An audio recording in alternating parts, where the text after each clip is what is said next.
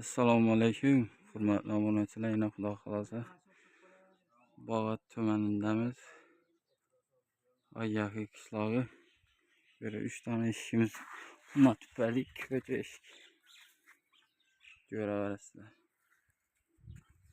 Yerlar shotlanka uzunda bo'ldi. Sonra keldilar. Yana açılıp qo'yishlar. Qo'l ucunda rezinkalari bor. Arkalarına gelen mesela oyman oldu. İnşallah oyma kapı olarlar. Allah halası. 5 yıl zamanları sonra rezinkaları bu. Kakbalojinin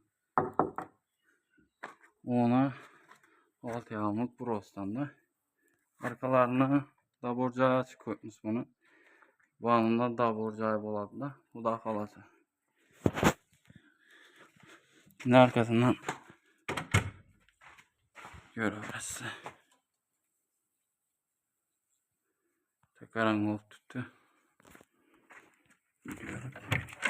Evet işte. Köçe eşki.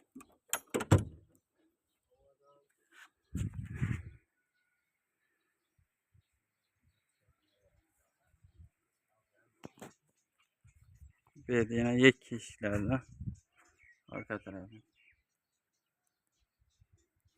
Çok da 1 metrelik eşik.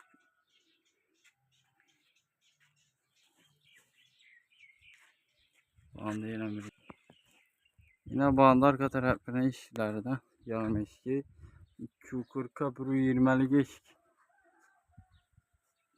Kayıtegi usulunda tutulan mı? Sonra kilitlerdi yine.